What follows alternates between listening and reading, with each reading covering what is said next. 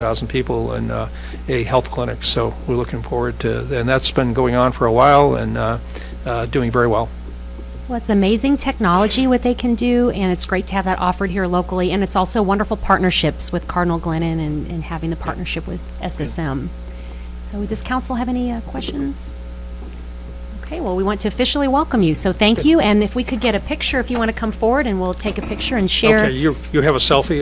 We can certainly, we'll make that happen. Okay. I enjoy being in the miscellaneous section of this meeting, so that's good.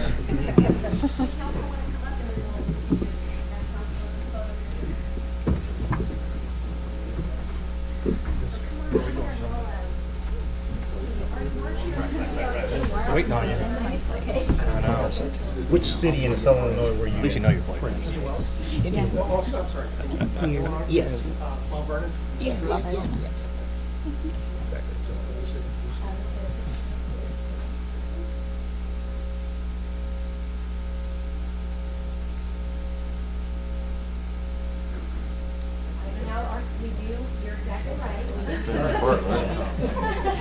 You've heard about our famous selfies in Jefferson City. All right, what's the reason? No, they're really gonna know you in about 2 minutes.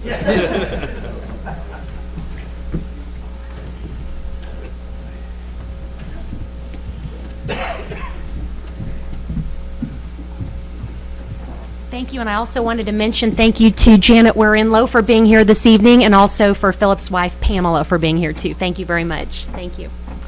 All right, item B, we get to recognize the March Outstanding Service Award recipient, Mr. Tim Grace. So Mr. Kroll will make that presentation. So I will ask Assistant Chief Grace to come forward and Chief Matt Schofield to come forward, please. And let you guys stand right there. Ready? So congratulations to Tim Grace, City of Jefferson, Assistant Chief of the Fire Department, for receiving the City of Jefferson Outstanding Employee Service Award for March 2018. This recognition is not only for the specific examples referenced in the nomination form, but also in recognition of all the service Chief Grace provides to the citizens of the city. So some of the information paraphrased from the nomination include the following, and I'll read some of the nomination comments. Assistant Chief Grace began his employment as a firefighter with the City of Jefferson on March 11th, 1991. Assistant Chief Grace is cooperative and open to differences of opinion, which is especially significant as a longtime employee willing to embrace change. Assistant Chief Grace is always happy to assist whenever needed. An example of that is helping in the last minute with a car seat installation program. Assistant Chief Grace is a very good scene commander. He gives crisp and clear direction and maintains his composure extremely well. Assistant Chief Grace is not reluctant to take on projects to ensure completion of a quality project. One such project on which Assistant Chief Grace participated involved producing a, quote, tremendous amount of time and effort into the fleet replacement project. This is a multifaceted project that will impact the department for the next 20 years, end quote. Assistant Chief Grace has a great work ethic. He is very detail-oriented, works well with others, especially B-shift fire personnel. Assistant Chief Grace exhibits his professionalism and caring outside of normal work duties. For example, one of the owners of Chance the dog passed away in a Walt Street fire. The other owner, who was rescued by the Jefferson City firefighters, is facing a long rehabilitation which will be followed by a change of residence out of state. Because of this situation, Chance the dog could no longer be cared for by her owner. Assistant Chief Grace went beyond the training of a firefighter and showed enormous compassion by volunteering to adopt Chance. Quote, Assistant Chief Grace went above the call of service with his selfless and humanitarian act of kindness, end quote. Assistant Chief Grace leads by example, not just by direction. As the shift commander for B Shift, Assistant Chief Grace is well liked and respected by both subordinates and peers. Assistant Chief Grace's follow-through on projects, tasks, and commitment is excellent. Assistant Chief Grace's significant contributions to the overall quality of life in the city are recognized and appreciated. So congratulations and thanks to Tim Grace, City of Jefferson Assistant Chief of the Fire Department, for receiving the City of Jefferson Outstanding Employee Service Award for March 2018. Congratulations. Great job. Thank you very much. And you have some visitors here, some support fans here? I do. I have my wife, Pam, and my oldest son, Zach. My youngest is away at college at St. Joe, but Zach is a proud member of the fire department we call to the north in Columbia. So, yeah, happy to have them. Great, well, welcome, yeah. So, yeah, glad they're here. Glad they're here. Great. So, and thank you very much for the honor. It's Thank you for all your service. truly is a team effort. So, I appreciate the kind words. And I feel a picture coming on. There is going to be a picture here, Yeah. and we really appreciate you, Assistant Chief Grace, and like you said, it's a great team, and we're very fortunate to have you a part of it. We're very proud of our fire department, and thank you for all your work and dedication and going above and beyond, and you really do make us proud, so thank you for all your work. So we'd love to have a photo up here, and you're welcome to have your wife and son join you as well, and then council can come up here for a... Yeah, the mayor said so. So council can come on up here too.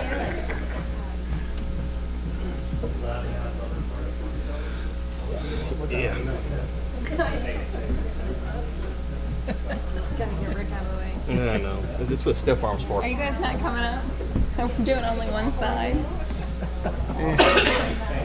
Just stay up here. You to be slow. Exactly.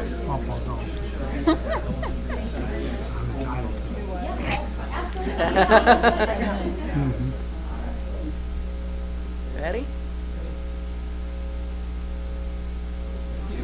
Congratulations again.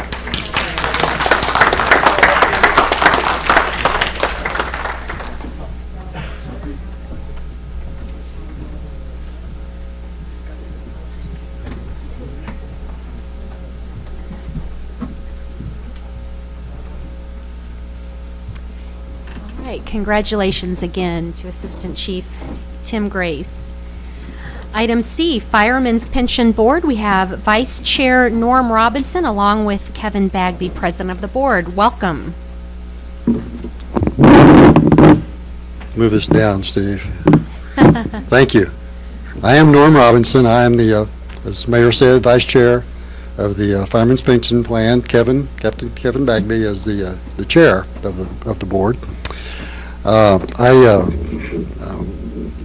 I'm a citizen member of the board. I'm appointed by the mayor. I was originally appointed by Dwayne Schreiman back, I don't know, 20 years ago. It seems like forever. But been on the board for a long time, and my background is that I'm a retired executive director of the MoDOT and State Highway Patrol retirement system. So for credibility purposes, I have retirement issues in my background. I wanted you to be aware of that. And as all of you know, we recently, last year, moved the retired firefighters and surviving spouses into loggers. And prior to that, in 2011, we moved the existing firefighters into loggers. And in 2009, we had closed the plan to new hires. So anyone hired subsequent to 2009 joined loggers instead of joining our firefighters pension plan. So the reason it took so long to get the retirees and survivors into loggers was that we had to get enabling legislation passed by the General Assembly and signed by the governor. And that took 3 years, but we all hung in there and everything worked, and it's been accomplished. So everybody is in loggers now. And that includes all of the city employees, all the fire, the police, and everyone is in loggers, which is a good thing. Earlier, Kevin handed out a copy of a letter to each of you. There's going to be an issue on the April 3rd ballot. You're aware of that. It's going to be Proposition A, and that proposition says, shall the Firefighters Pension Board be dissolved? And the reason for that is that we have no members, and we have practically no money. Margie's holding some money for us to pay some of the bills that are going to be coming due. We will participate in some of the cost of the election. So it's kind of hard to run a pension plan when you don't have any bodies and you don't have any money. So we're going to ask the people, the voters, to vote yes to dissolve the board.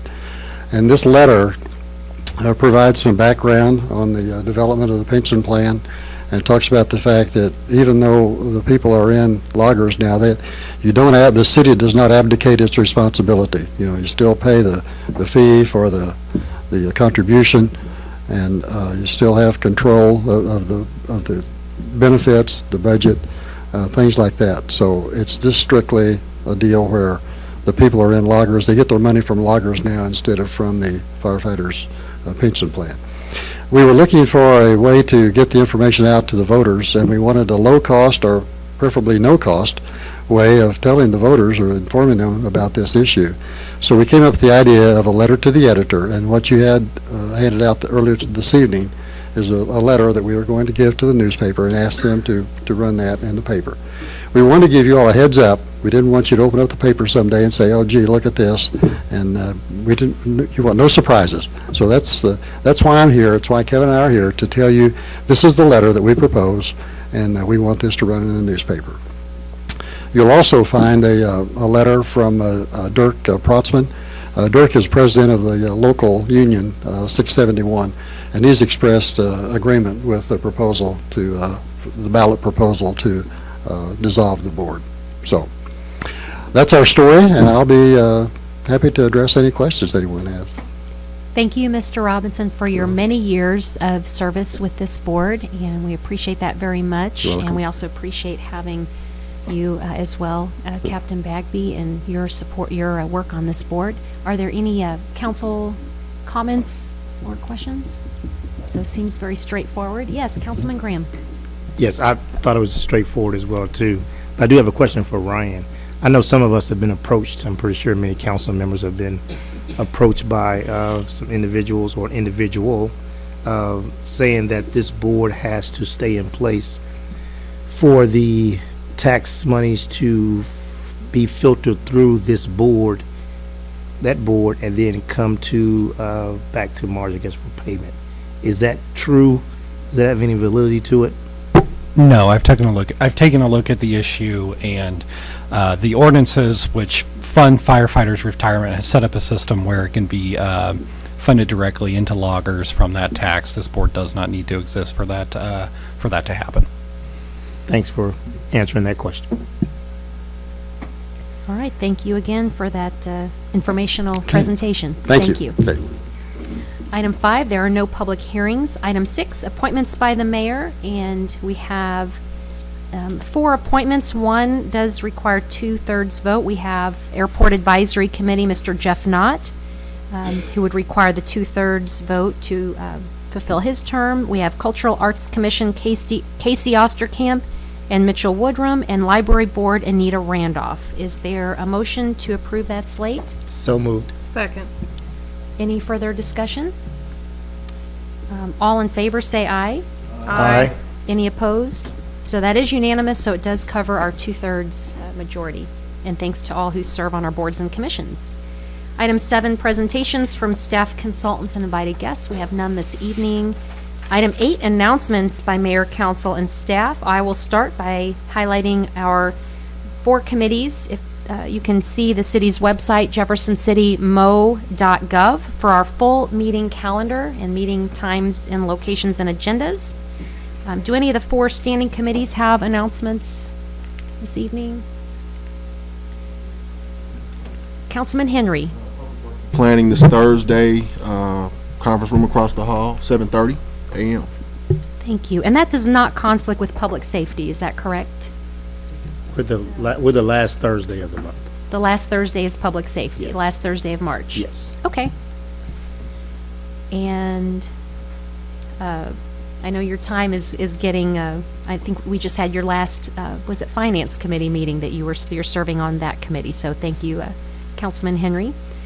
And I have a few announcements. One is the Vitae lunch and dinner is today, and I was very fortunate to be the MC of the Vitae lunch. And Kurt Cameron is the guest speaker, so that was really exciting to meet him, and he's just as cute as he was when he was in Growing Pains in the 80s. So kind of growing up, having that on TV, it was very cool to meet him in person, and really has such an inspirational message, and it's just really, it was wonderful to see that. And tonight he'll be speaking at the Vitae dinner that hopefully I'll be able to get to after this meeting, and whoever else might be attending that. But it's great to hear that informational message and just how important life is, and just kind of getting back to that really important message. So I really enjoyed hearing his story of faith and being a Hollywood actor, and then kind of really moving from that aspect to being very solid in his faith and foundation and family and in the importance of life. So that's what that was all about. So very exciting.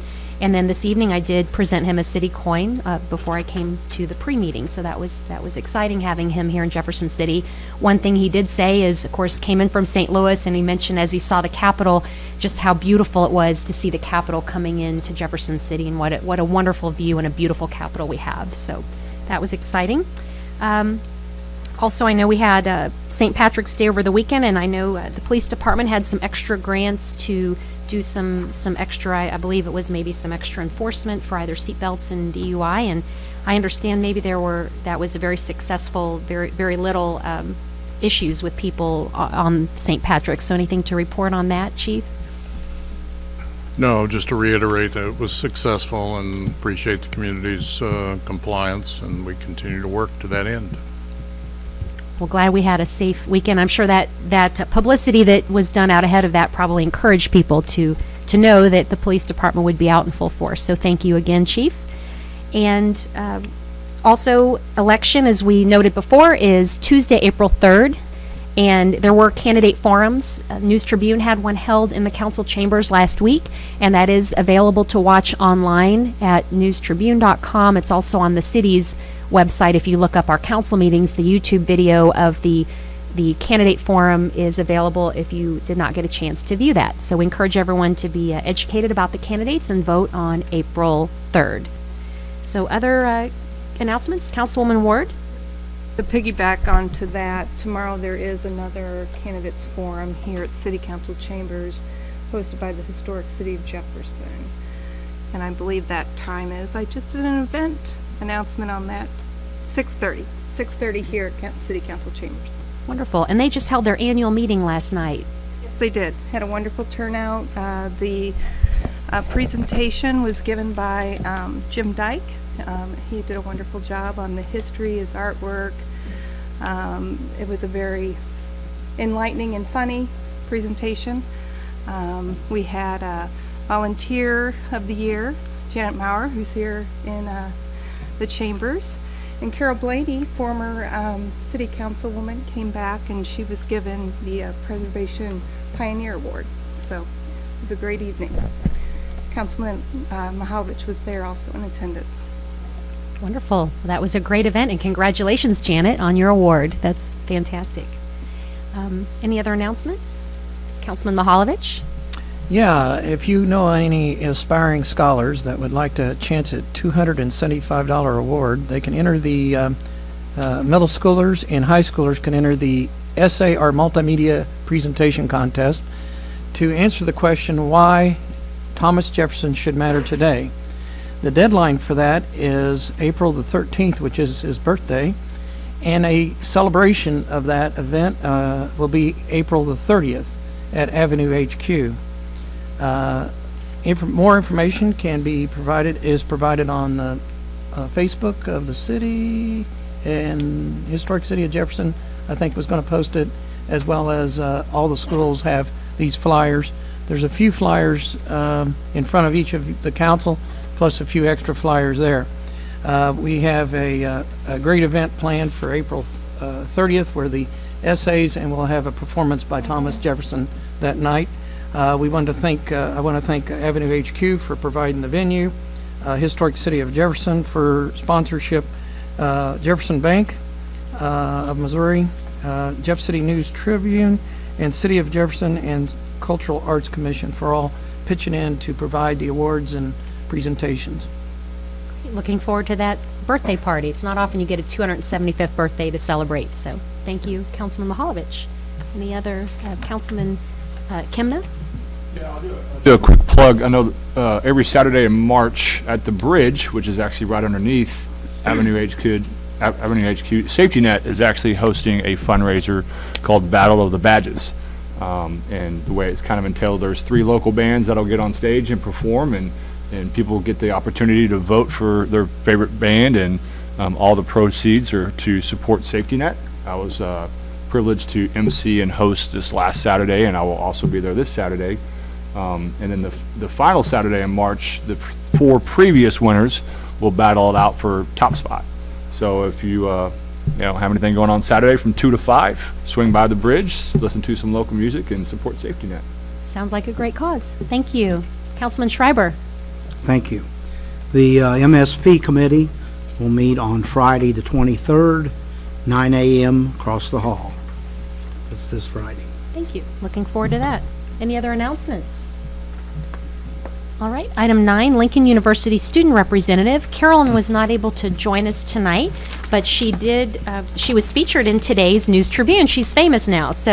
And this was a cool article. Distance brings LU student closer to sense of self, and it talks about her being from Kenya and her background, and it's really neat. She talks about enjoying, Binder Lake and what we have here and the amenities here in Jefferson City. So we're glad to have that feature story for our student representative. And she texted me earlier, she was stuck in one airport due to weather, so. Well, we're glad to have her serving. And item 10, presentations from the gallery on specific bills. We don't have anyone signed up this evening. And item 11, consent agenda. Is there a motion to approve? So moved. Second. Any further discussion on that? All in favor say aye. Aye. Any opposed? Motion passes. Item 12, bills introduced 2017-120. An ordinance amending Chapter 8 Building Regulations, Article 7 Landlord Registration, and Article 8 Abandoned Buildings of the Code of the City of Jefferson, Missouri. Mr. Sanders. Thank you, Madam Mayor. A little background on these 2 article changes to Chapter 8 is we have a lot of code violations. About 42% of our dwellings are rental property in the city, but 53% of our nuisance violations are from those rental properties. So more violations occur in the rental properties. It gets a little bit more severe when we talk about abatements, when we actually have to go in and spend city money to address a safety or hazard concern. Last year we performed 227 abatements, of which 122 were on rental property. 90 additional abatements were on abandoned buildings. Only about 10 properties or 15 abatement activities occurred on single-family owner-occupied, let me take back single-family, but owner-occupied property. So looking at those numbers, we realize there's an issue with both residential, rental property, and also abandoned buildings. So that's why we bring forward these proposed changes.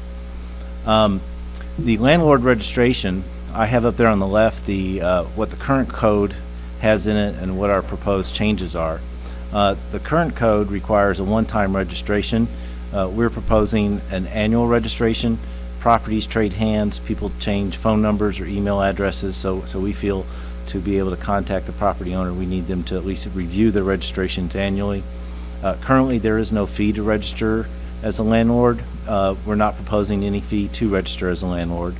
Currently, a landlord representative or their agent has to be within 20 miles of the city. We're proposing changing that to 50. That covers a larger area, and we feel that would be appropriate. The landlord's supposed to update the contact information when the property changes hands. It's going to be the same as in our proposed bill. We're changing the person right now, the city prosecutors, to notify the owner of a penalty. There is a penalty, $25 per day if you have failed to register. We currently don't enforce that, but we want to change that to the city administrator is the one that notifies the property owner if there is a violation for not registering your property.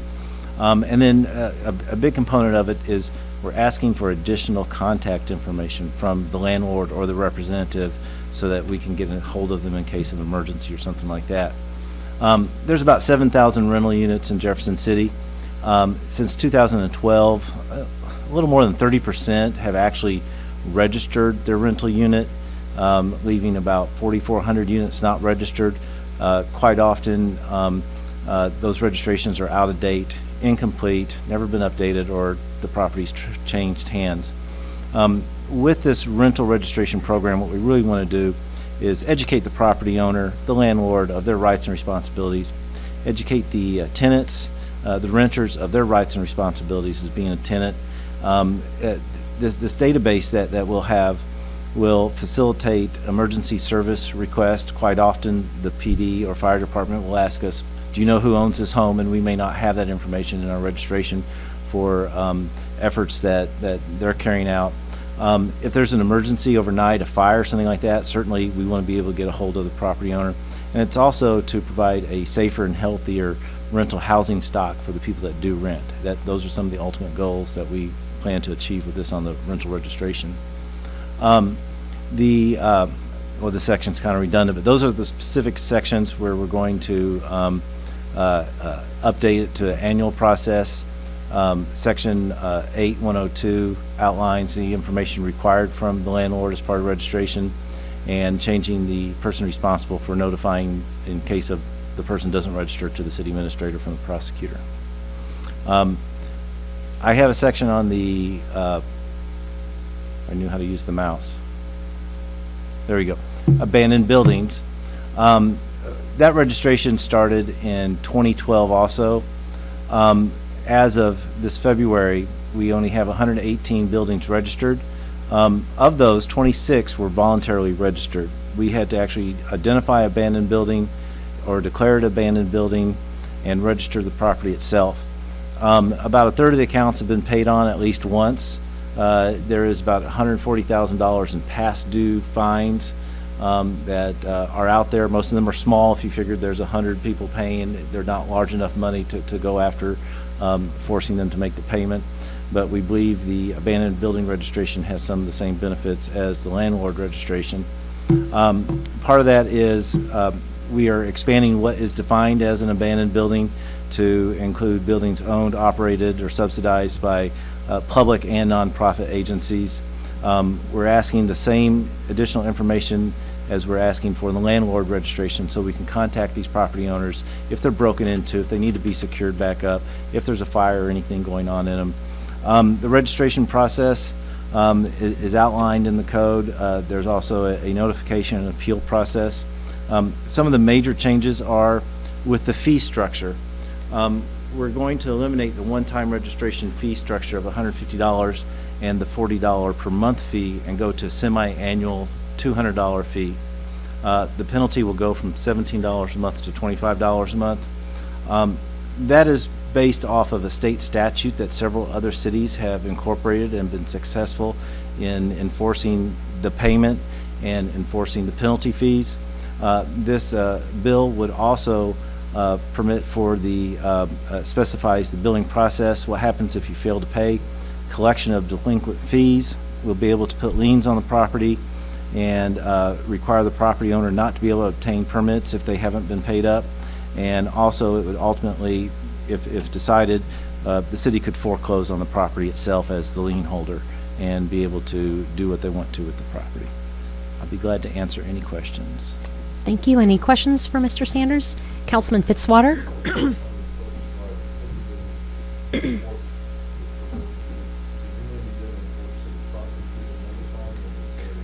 We, to my knowledge, we have not charged anybody with the penalty.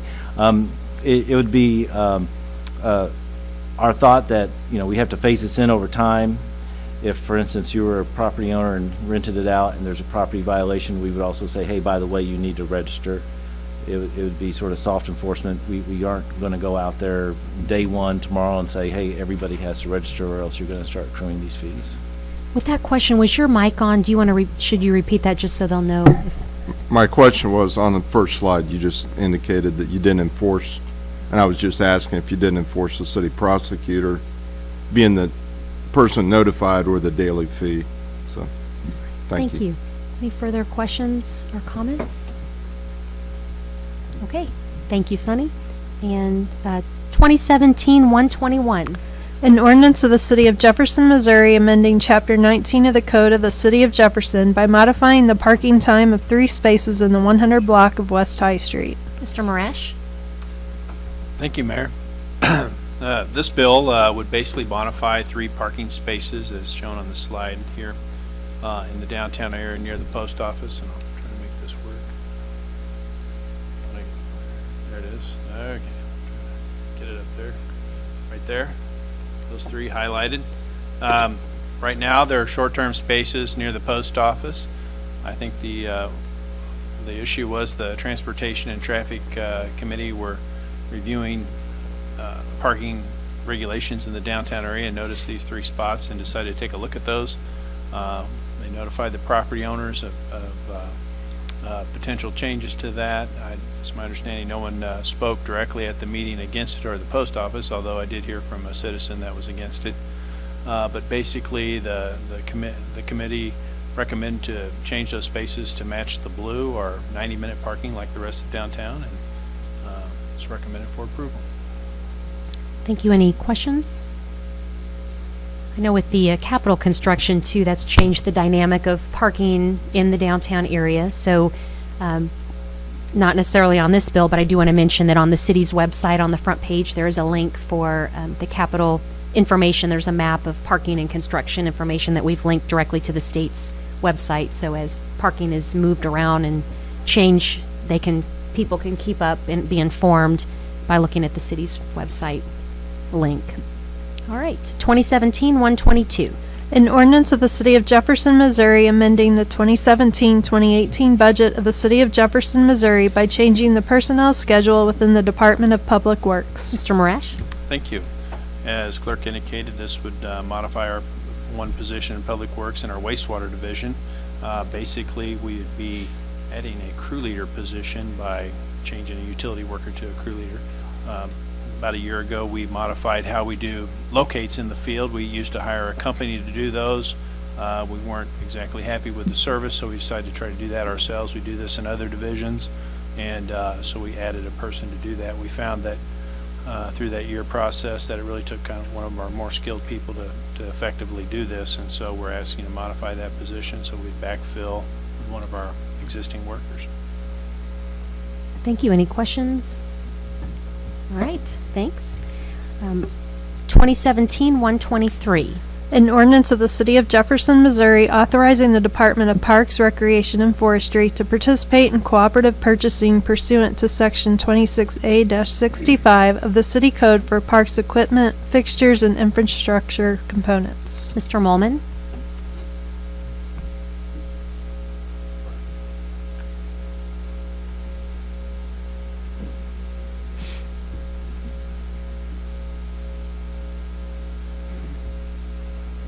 Sorry about that. Yes, this is a ordinance that would allow the Department of Parks and Recreation to join in a cooperative purchasing program through the National Cooperative Purchasing Alliance to buy certain types of parks equipment. This authorization to join in this cooperative purchasing program would be for 2 years. It would be limited to equipment and fixtures that were competitively bid through the cooperative purchasing program. So essentially, this is a limited time program to see if this is a program that benefits the city and the parks operation, and we're getting good prices and good equipment out of. Thank you, Mr. Molman. Any questions? All right. 2017-124. An ordinance of the City of Jefferson, Missouri, amending the 2017-2018 budget of the City of Jefferson, Missouri by appropriating additional funds within the General Fund, within the Workers' Compensation Fund, and within Sales Tax G Fund. Mrs. Miller and Mr. Kroll. I'll go ahead and take that, thank you. This supplemental will implement the previous direction from the City Council that we talked about at the prior work session that we had, and then also some of the committee meetings that we had. So we've talked about these items a number of times. From the general fund, it will provide funding for Capitol Avenue Properties Phase 1, one public works dump truck, and a truing up of workers' compensation funds. So that's from general fund. And then from sales tax G, It will provide some of the funding for the downtown streetscape, specifically High Street, and then Fire Station 2 construction, as we talked about earlier. Thank you. Any questions for Mr. Kroll? Councilman Mahalovich. I would like to suspend the rules on this, given that we had a work session on it and press coverage, and we're hearing it again. I think really constitutes a third reading. Great. Are there any objections to suspend the rules? Okay, we'll have third reading of 2017-124. An ordinance of the City of Jefferson, Missouri, amending the 2017-2018 budget of the City of Jefferson, Missouri by appropriating additional funds within the general fund, within the workers' compensation fund, and within the sales tax G fund. Any further council deliberation? Roll call, please. Fitzwater, Aye. Graham, Aye. Henry, Aye. Hussey, Aye. Kimna, Aye. Mahalovich, Aye. Prather, Aye. Schreiber, Aye. Ward, Aye. Wiseman, Aye. Bill passes. 2017-125. An ordinance of the City of Jefferson, Missouri authorizing the mayor and city clerk to execute an agreement with Sam Gaines Construction Incorporated in the amount of $1,172,613.69 for the downtown spot repair, street overlay, and electric expansion project. Mr. Marash? Thank you. As clerk indicated, construction project with Sam Gaines. This has also been talked about at some committee meetings and at our work session as well.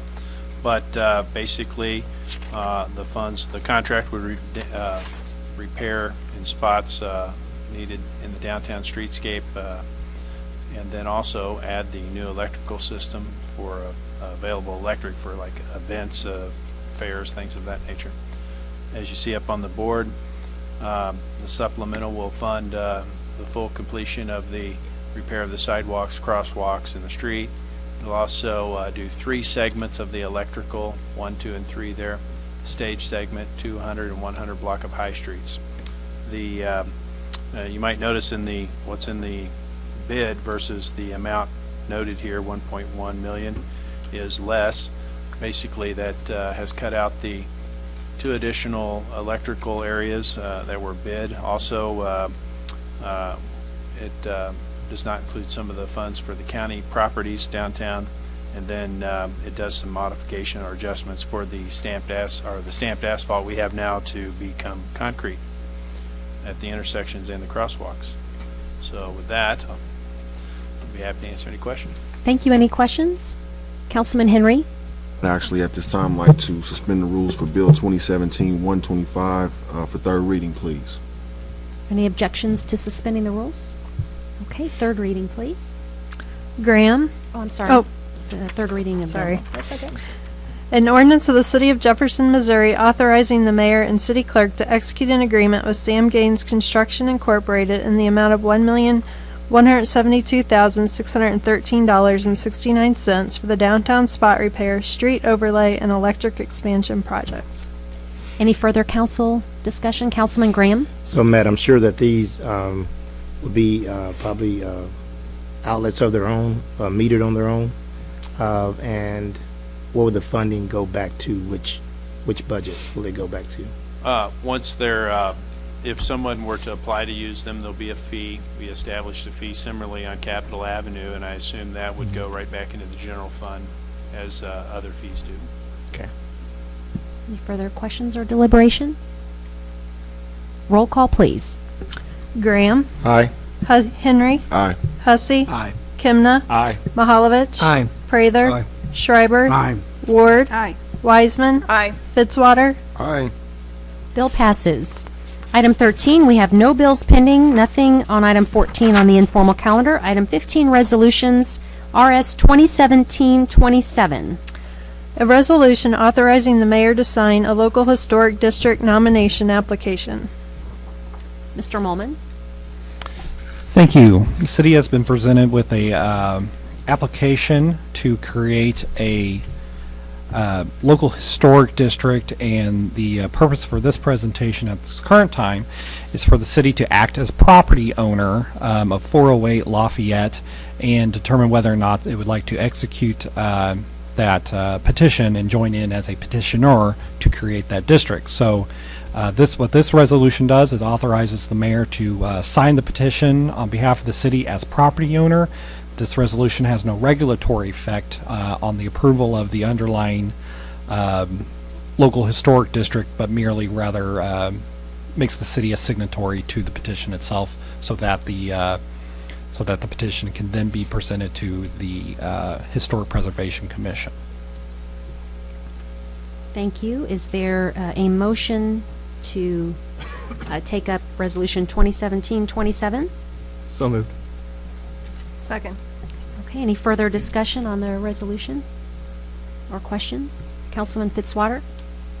Yeah, I've just got a question. I think Mr. Molman did a better job of asking my question in pre-meeting, but there's a lot of moving parts in regard to this piece of property, and I just feel uncomfortable acting right now until we get all the pieces pulled together. So I'm not sure what the process is to delay action on this, but I just think there are other issues that we need to address before we move forward with this. So I feel uncomfortable myself personally dealing with it right now. Mr. Molman, what would be the process to answer that question? The process would be a council member could make a motion to postpone this resolution, which would put it postpone to a either an indefinite date, or it could be a motion to postpone to a date certain, and say bring it up at the next regular council meeting or 2 meetings or whenever. That would be the probably the most appropriate process for that motion to be made, and then there would be a roll call. There would need to be a second and roll call vote on that motion. Any? Oh, yes, Mr. Kroll. Would another option be to have the closed session and address it after that closed session if council so desired? We could. I think a motion to amend the agenda and place this after the closed session, and then to reconvene the open meeting after closed session, and this resolution could be taken up. Okay, so that's another option. Councilman Fitzwater? I would make the motion then to amend the agenda to move it after the closed session and then rediscuss the item. I'd second that. Okay, so we have a motion and second to amend the agenda to do this after the closed session. Any discussion on that I just have a amendment? Councilman point. Prather? The question, should I, as the maker of the motion, withdraw my motion because there actually is a motion on the floor? I believe that the motion to amend the agenda, which would affect the vote, would supersede your motion. Okay. So I think we're good. All right, thank you. 1-800-CALL-PHYLLIS? No, I'm just joking. Totally joking. Okay, so that motion supersedes. So any further discussion on the motion to postpone? Okay, roll call, please. Henry, Aye. Hussey. Aye. Kimna, Aye. Mahalovich. Aye. Prather. Aye. Schreiber. Aye. Ward. Aye. Wiseman. Aye. Fitzwater. Aye. Graham. Aye. Yeah, so that was the motion to amend the agenda, so we will take that up. Our resolution passes, so we'll take this up after. The motion to amend the agenda has been approved, and so the resolution, which has a standing motion to approve, will be taken up after closed session. Okay, so I think we're clear on that. All right, so item 16, presentations from the gallery on other topics, and there's nobody signed up for that. 17, council and staff discussion of presentation topics. Any comments? Item 18, any new business? 19, any unfinished? Councilman Hussey? Should have been an announcement earlier, but the Charter Advisory Committee, the chair of that and the law department has sent out notice to those members with a copy of the charter.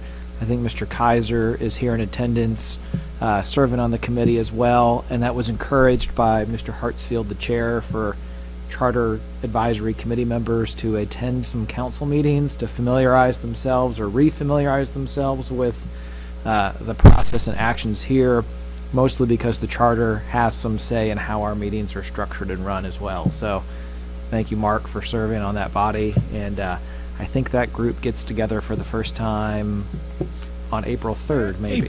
April 3rd, 7 o'clock. 7 p.m. here council chambers or In the chambers. in the chambers. So, thank you very much. Thank you, Mr. Kaiser, for serving and for being here this evening. Any other unfinished business? Item 20, closed session. I will entertain a motion here pursuant to Section 610021 of the Revised Statutes of Missouri. The chair will entertain a motion to go into closed session to discuss the following.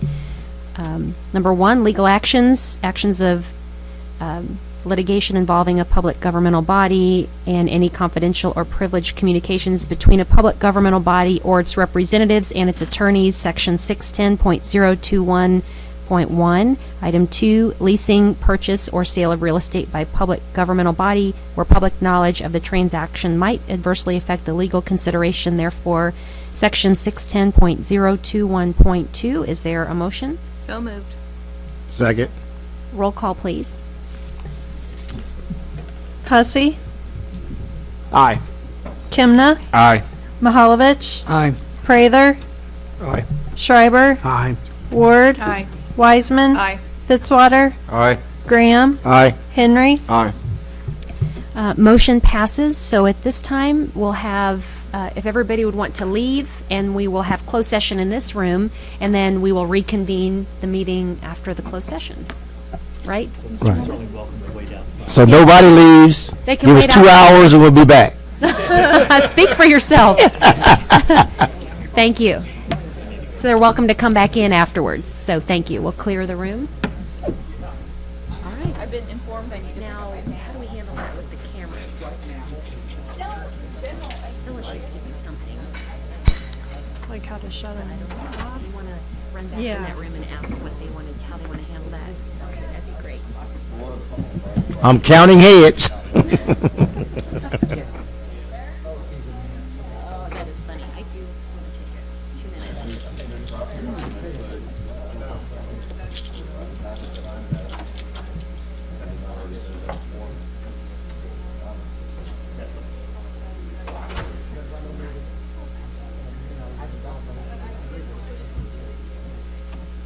What issue's that? If someone doesn't buy it, they still have the right to sign or not sign. I understand if you buy a house in this for children. It's just all the time, you have to do all the time. I'm not sure I think that's a big worry, though. I think if someone really wants a house, it'd be advantageous to be in this historic district, unless you're planning on demolishing it. The reason I'm one signature is that it's registered this property and it's fine, so. I think what it came down to is a misinterpretation of the rules as far as getting signatures. They thought they had enough, but they thought that it was the cities, they counted all the numbers, and they only counted the cities and the parks as one, where it should have been each individual one. That was my understanding as to why the numbers. Still one individual sign. Yeah, there was one person that didn't sign, right? Because they said no, I'm not signing, or they just keep around. No, I think because they didn't want it. I think that's the way I understood it. If someone buys this property, they have to sign this one, I don't want to.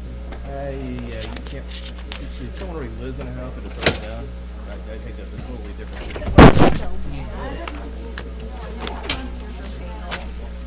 Great job. Great job.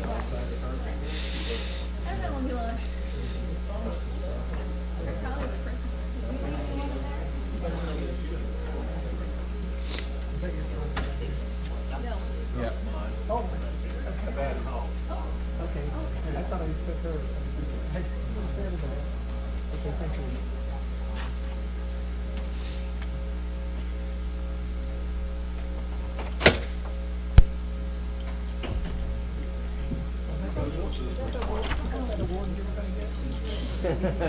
Jessica said they shut everything off. Okay. Okay, wonderful. Phyllis used to turn off something, so just. Like a master. Okay, is this everybody? No mics. Everybody that No counts. mics.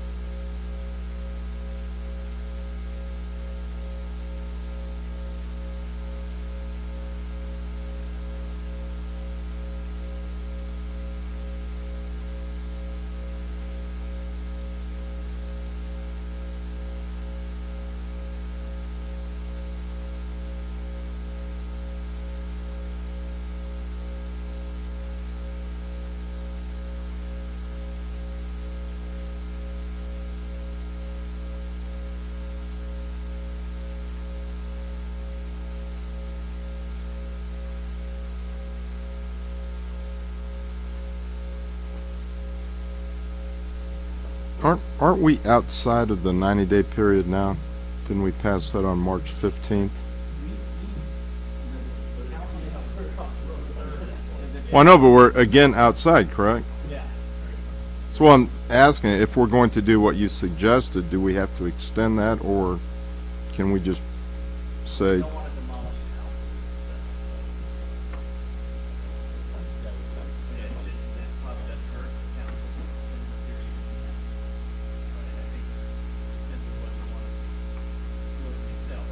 Yeah, so it,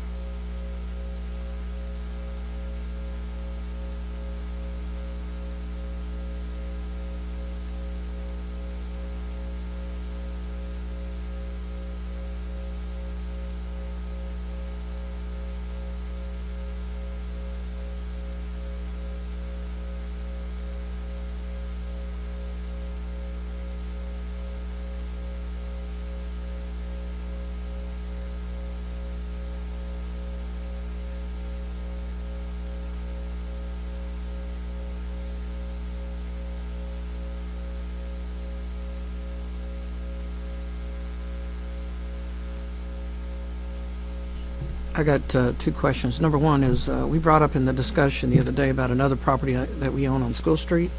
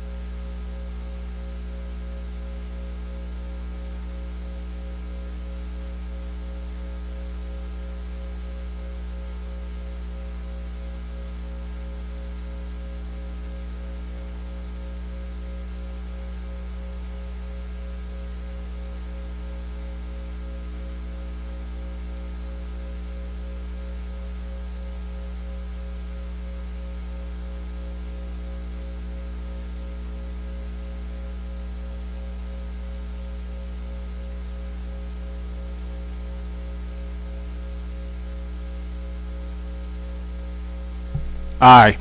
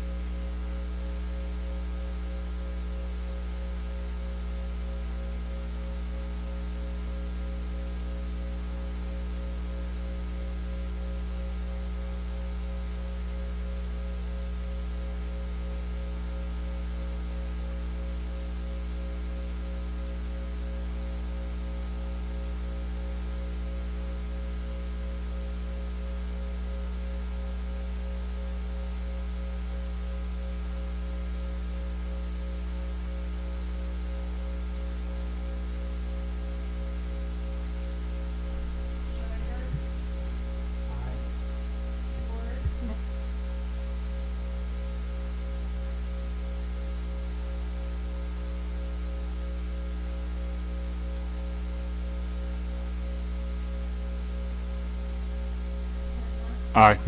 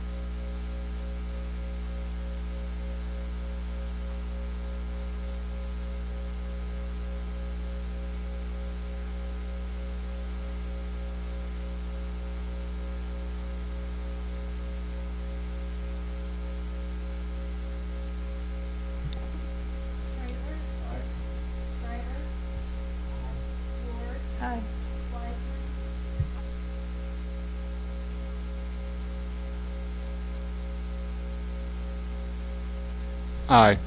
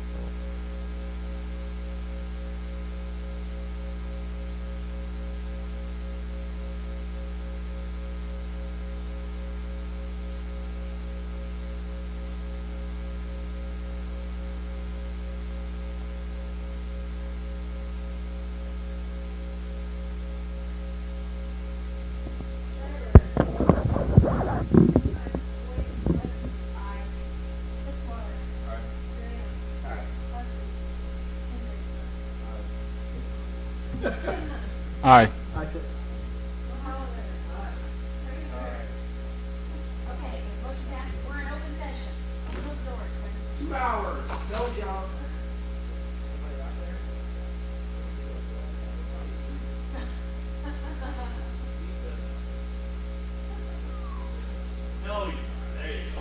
Did anyone bring dinner?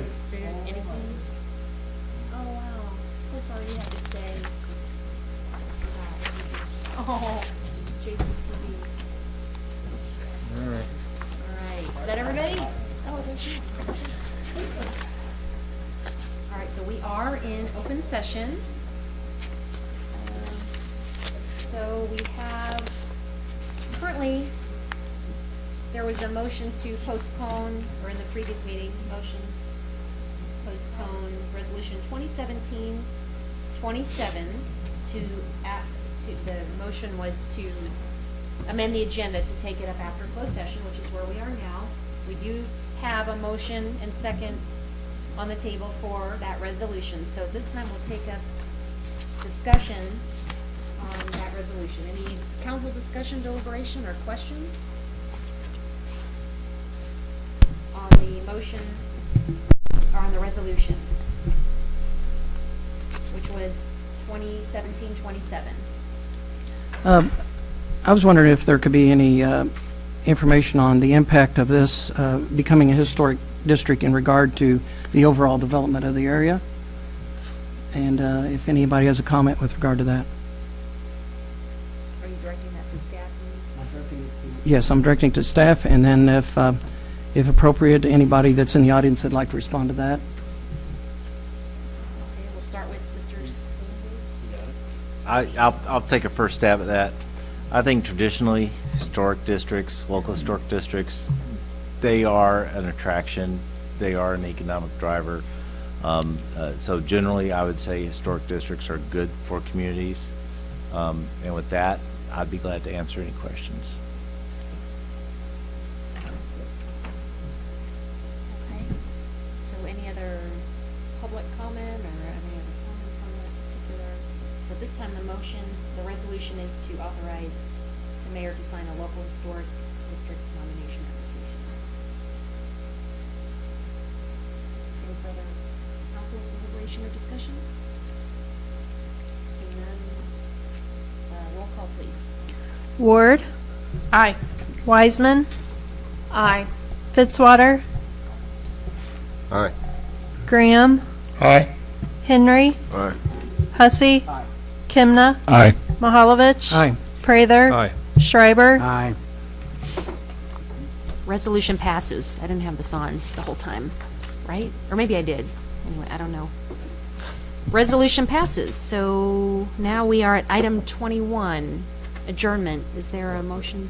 Is that right? Move to adjourn. Oh, wait, I'm sorry.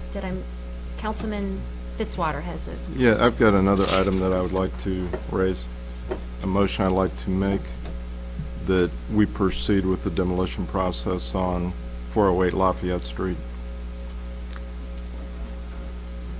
So there's a motion, In a second, I'll second that. motion and a second. Did you get that, Mrs. Donaldson? Motion to proceed with demolition process on 408 Lafayette. Council discussion? Councilwoman Ward? Since we did have a bid on this property, would it be proper of us to contact that individual or those individuals before we perhaps go down the demolition path, in case they would like to counter with a higher bid and bring it back to us for consideration? Mr. Molman or Sanders, what would be the answer to that question? Certainly at the council's pleasure. If that's the desire of council, staff could carry that out. Would that be within a timeline, a guideline for a timeline on that? Yeah, I mean, the council could put a time frame on that. We could communicate that. Councilman Mahalovich? I move we lay this amendment on the table till the next council meeting to consider. Motion to postpone. Motion to postpone this till the next council meeting. Thank you. Is there a second to that motion? Am I doing this correctly, Ryan? Yes. May I discuss with, do we need a second before? I second that motion for discussion. Okay. Regarding that motion, what would be the direction prior to next council meeting? So we don't keep meeting and not knowing what to do. Like maybe you can determine the outcome by saying, I mean, with your amendment to the motion, you wouldn't have to do it at the next council meeting because you still are giving the direction tonight. I'm going to walk myself back a little bit here, and I apologize for that. But if you were to afford that opportunity, I think you would need to afford it to the entire community. So an opportunity to rebid. And there's a formal process to that. So I apologize, but I do have to walk back my previous answer. I don't think it would be appropriate to address the bidder. I think we would need to open back up. So based on that legal advice, would we want to rescind the motion and second for that amendment to that motion, to Mr. Fitzwater's, Councilman Fitzwater's motion? Or it's on the table? and Well, have I to mean, vote what we even have though now it's- is a motion to Because we postpone. can't, okay, and then with Councilwoman Ward's input, that's something we can't do, even if we voted. Well, you certainly could So- postpone it, but I don't think we could take that particular direction. All right, so just to be clear of what we're even voting on right now, is there's a motion to postpone unless they want to withdraw it, but we let the council decide you want to postpone or act this evening on Councilman Fitzwater's original motion, correct? That's correct. Okay, so we were going to ask if council wants to postpone, so that is postpone. I think Councilman Mahalovich voted, or put on the table to postpone Councilman Fitzwater's motion. And I simply did that to allow a bit more public debate and time. Council Lady Ward had suggested that maybe the or we'd get more offers or get higher offers after the last vote we just made. And the fact that we are sending this down a demolition process, a 100-year-old house, right to the process without having a public respond to it, I thought it was appropriate just to lay it on a table for a week, 2 weeks, and then have it voted on at that time. Councilwoman Wiseman? To clarify, this is going to be given a lot of public note, or a lot of public input. They're going to be able to go and talk to the HPC because there's going to be a whole lot of public input there, and so it's going to actually not come back to us until, can you give us a time frame? I mean, voting to start the demolition process does not mean we're demolishing tonight. It means that we're just starting the process to move it forward and have a commission look at it. I would say it'd probably be 60 days before this body potentially could see it again, at least. But the intent is, by this motion, is to demolish that property. That's basically the intent, because that's what we're saying. Yes. Okay. So, let's be clear. And I just want to clarify also, if I may, we've heard that this house is publicly unsafe, and I know the city provides courtesy to the commission to review those applications, but that they don't have to go through a commission vote. I just want to ensure that this one will go through that hearing process and a vote. Instead of being deemed unsafe, we got to just move it through without any process followed. Yeah, staff will take that through the HPC process. I think you could certainly make a motion to that effect, but I don't know that it's necessary. I don't think it's necessary. I think in effect that, and then as a result of there not being a bid to accept, there's been no motion to that effect. I just think that the motion tonight, if passed, is to condemn it. I just think that's what we decided, because we're bypassing, demolish, excuse me, because that's what we're deciding tonight. I mean, we can overturn the HPC, and we're kind of saying that tonight with a yes vote, and we're not caring about, well, we'll go through a process, sure, but we're making the decision right now, because we can bypass the HPC with it being a dangerous home based on the guidelines given to us on cost. So I think we're actually making the vote to demolish that building tonight. Councilman Fitzwater, and then Henry. Yeah, I would just remind folks, we are outside our most recent 90-day extension. We've not had a legitimate offer on this piece of property. The offer that we got came with contingencies, which it was not supposed to. It was about 35% of what the minimum was. We've kicked this can down the road.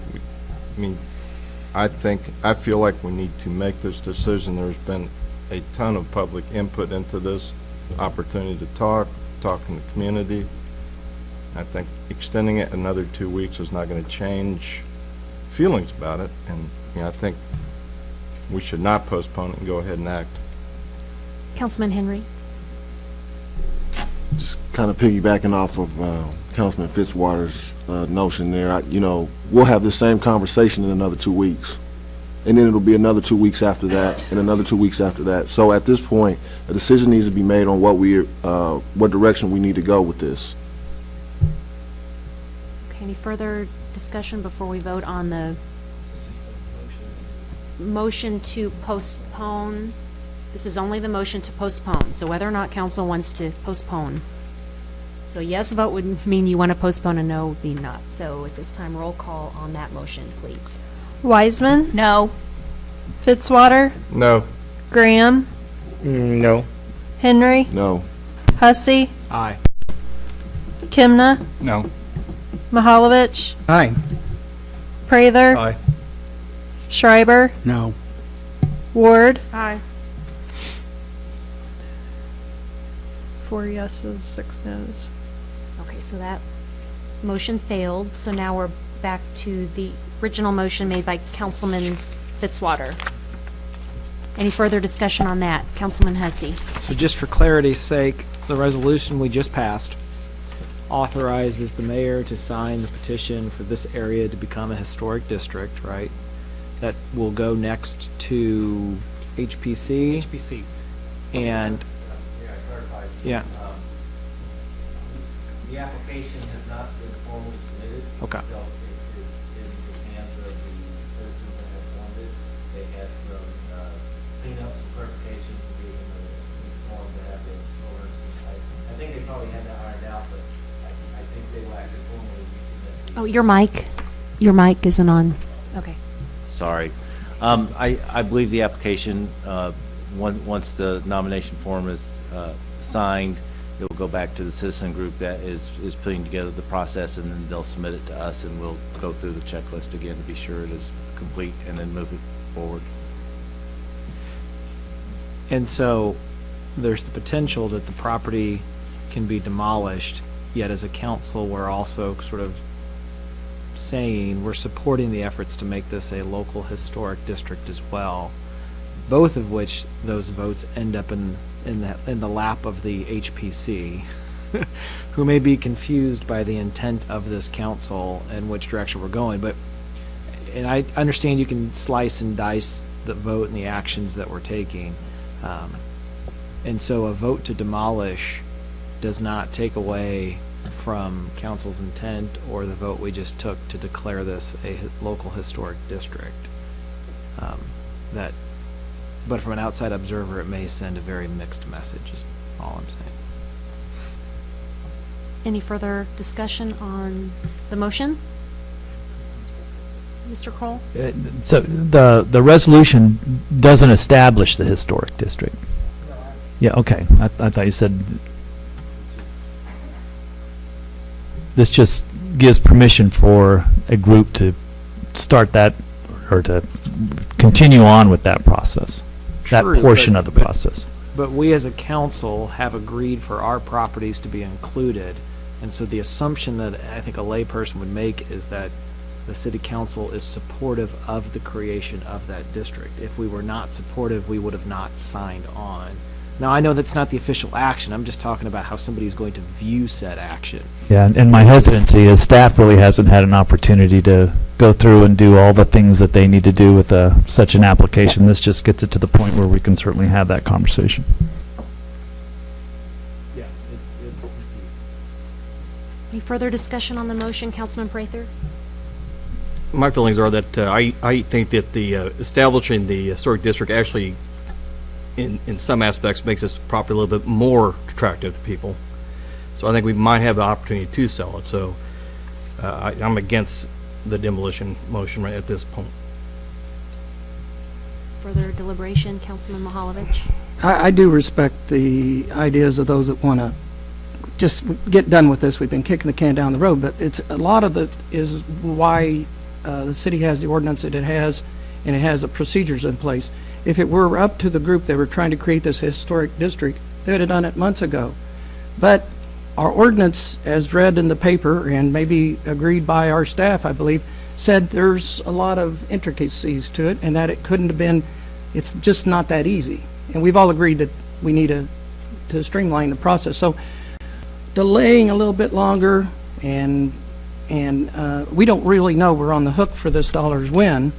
So I think kicking it down the road is probably part of the process that cities have to go through and deliberate this. So I'm in the same camp as those that want to demolish the property because we're on the hook for $78,000 and I understand that. But I do believe that given the historic district, given the development, it makes more sense this thing being a on the tax rolls as opposed to being an empty lot. Further council deliberation, questions, discussion? Roll call, please. Fitzwater, Aye. Graham, Nay. Henry, Aye. Hussey, Nay.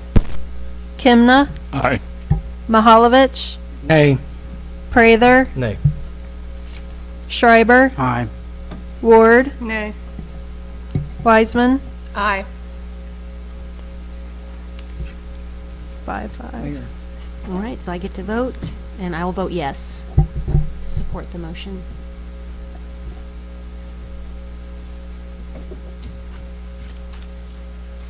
So motion passes. All right.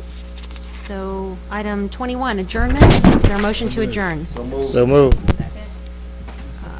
All in favor, say aye.